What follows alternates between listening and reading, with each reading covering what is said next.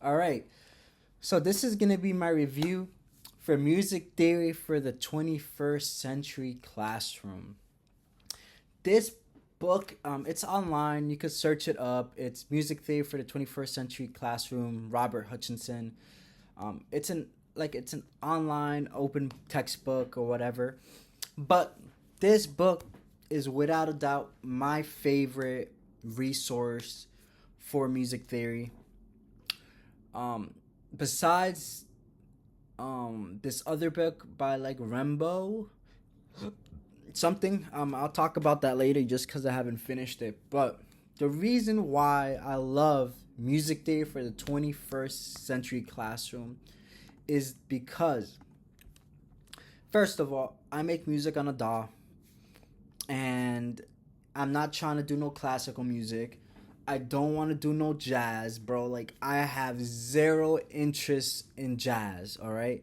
I finished this book and I sort of understood what jazz is because I think it like jazz uses like the chromatic scale or something like that. And the chromatic scale is just like all the notes essentially. That's a chromatic scale, right? Well, I don't like that. I don't like jazz. I try to listen to it. It might be cool for if you're like super into like music theory nerds or whatever, or you might like jazz because they're kind of like improvising everything and it's just a vibe or something like that. I don't know. I don't like jazz. That shit is boring to me. Just being honest. Jazz is for the whatever, the music nerds or whatever. I don't know, bro. I don't care. I don't care. Anyways, the reason I like this book is yes, unfortunately, it does use the squiggles.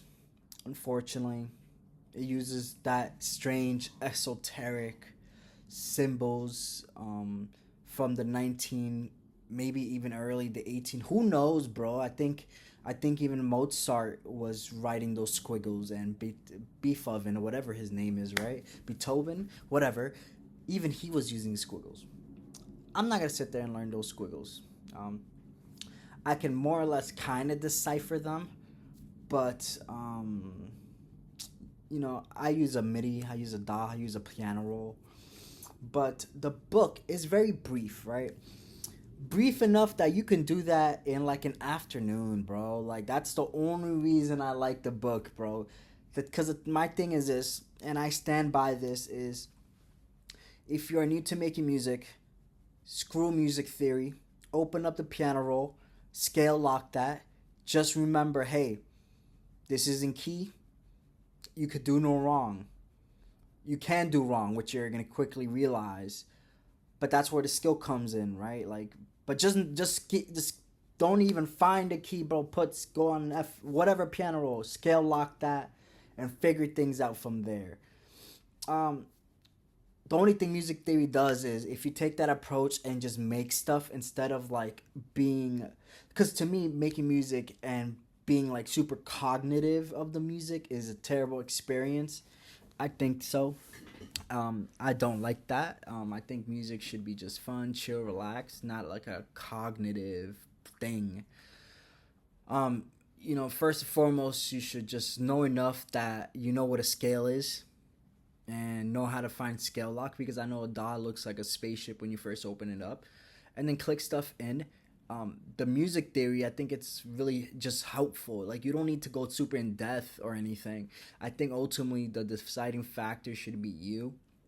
The only purpose of music theory is to verbalize and conceptualize what you already done and experienced, because while there are different types of chord shapes like diminish, like minor, major, the one with an A, I want to say astonished, but it's not. um it's like, I mean, doesn't matter. Oh, like it doesn't matter, bro. Like, oh, I think it's augmented seventh chords. Listen, that shit doesn't matter, bro. There is literally a word for like the patterns that are done in your DAW, bro. Like the difference between a triad is you take one note in your DAW, you put another one, and you put another one. Triad. Oh, a seventh. Boom, you put this. Oh, what if it's not like the gaps between them are not proper? Well, boom, it's this other thing. You know what I mean?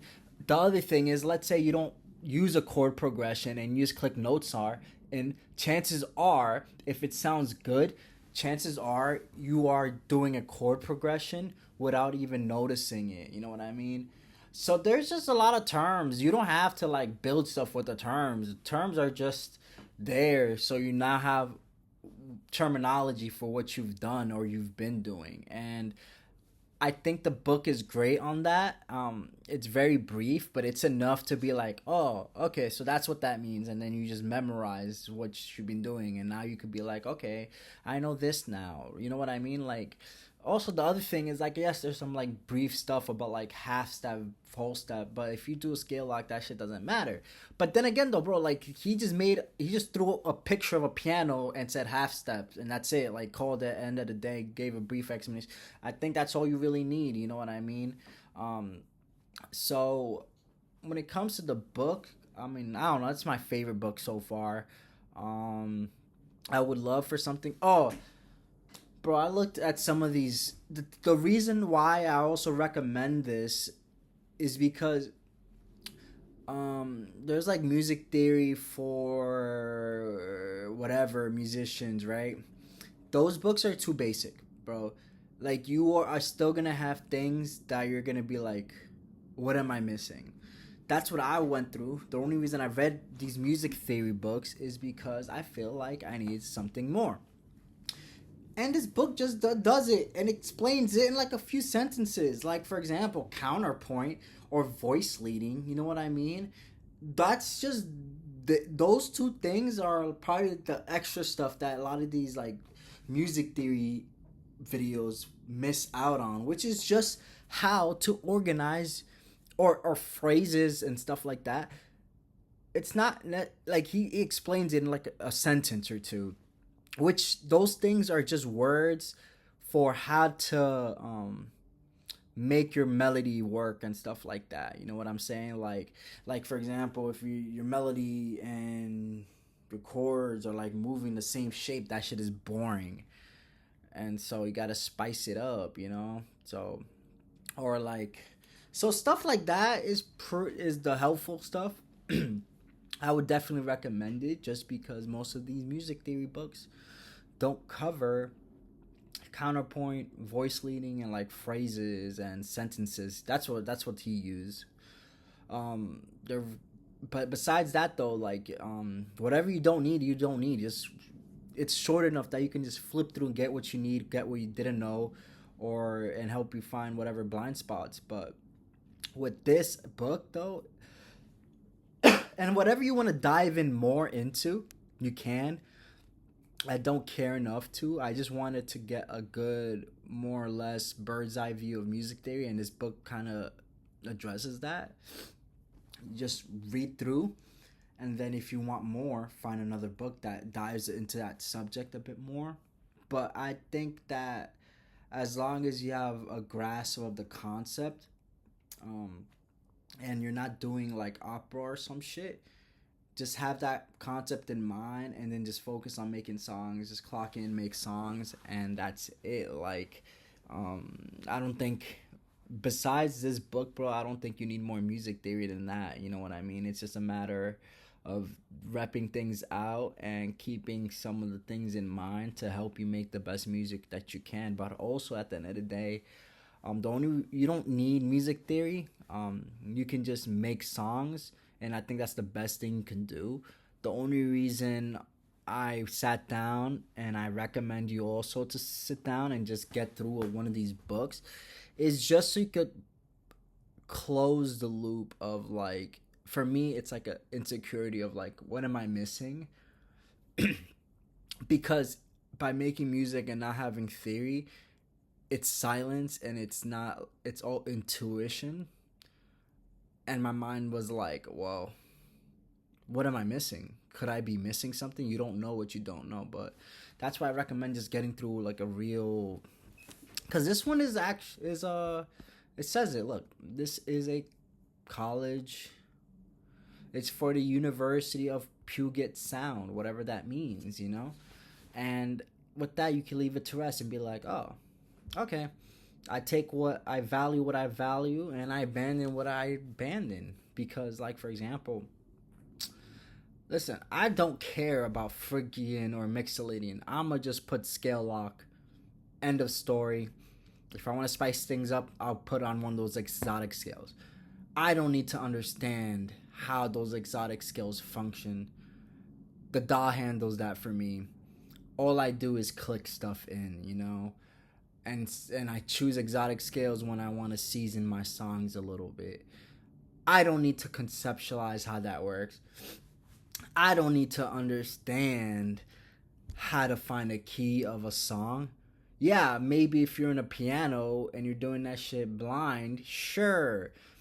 But these music theory fiends, they need sheet music. They don't free play. You know what I'm saying? Like for me, if you're at a scale, duh, you would just hear it. You know what I mean? You would just be like, that's off, so I'm not gonna hit that note while I mess around. So I don't know, like remember we are modern musicians. A lot of this shit is mad outdated and are from the back then era. So sit down, make music, and run through this. I can't recommend it enough just because it's so brief, and sometimes you just need to get a good overview of the landscape. Whatever it doesn't interest you, ignore. Whatever it does, look into it, you know? That's all I gotta say. I give it like an 8 out of 10. The reason that's my it's I would say it's my favorite because it gives me a good perspective. But I do have another book that I like, just because it does show MIDI. But the reason why I would say this one's my favorite though is because this gives me a complete perspective of music theory, which allowed me to go through other book and see if it's like lacking in anything. And as I iterated before, these music they be doing basic music theory and ignore things like motif, like phrases, sentences. What's the other ones? Phrases, sentences, um, binary and ternary forms, sonata and rondo forms. Those things are actually low key pretty useful. You know what I mean? Like you don't have. It's like something that like it exists and you just leave it at that. You know what I mean? Like let me give you a good example.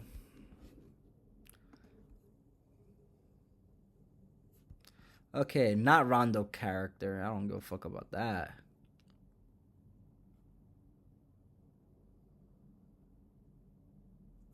Um, Wait. I guess was it not that?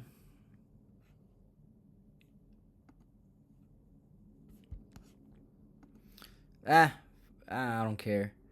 I guess it was not that, man.